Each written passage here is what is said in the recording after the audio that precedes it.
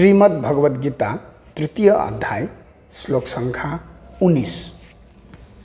तस्मादसक्तः सततं कार्यं कर्म समाचर असक्तो ह्यचरन् कर्म परमाप्नोति पुरुषः। अतएव अनासक्त हुए कार्य कर যুক্ত বৈরাগ্য সেই তাতে হও দৃঢ়। অনাসক্ত কার্য করে পরম পদেতে যোগ্য হয় ক্রমে ক্রমে সে পদ লভিতে। অতএব কর্মফলের প্রতি আসক্তি রহিত হয়ে কর্তব্য কর্ম সম্পাদন করো। অনাসক্ত হয়ে কর্ম করার ফলেই মানুষ পরতত্ত্বকে লাভ করতে পারে।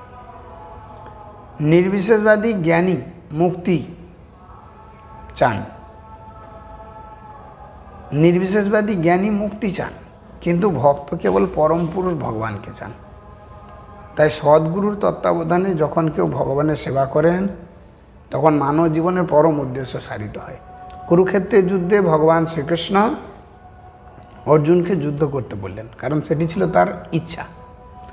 सत्कर्म करे अहिंसा व्रत पालन करे भालो मानुष हওয়াটাই स्वार्थपर कर्म, किन्तु सत् असत् भालो मंद इच्छा अनिच्छार विचार ना करे भगवानेर इच्छा अनुसारे कर्म कराटाई होच्छे बैराग्य। एटी होच्छे सर्वश्रेष्ठ कर्म। भगवान निजेई सेई उपदेश दिए गिয়েছেন। वैदिक आचार अनुष्ठान यागयज्ञ करार उद्देश्य होच्छे इंद्रिय उपभोगजनित असत् कर्मेर कुफल थेके मुक्त हওয়া, किन्तु भगवानेर सेवाय जे कर्म साधित हय ता अप्राकृत कर्म এবং তা শুভ অশুভ কর্মবন্ধনের অতীত। কৃষ্ণভক্ত যখন কোনো কর্ম করেন তা তিনি তার ফল ভোগ করার জন্য করেন না, তা তিনি করেন কেবল শ্রীকৃষ্ণের সেবা করার জন্য।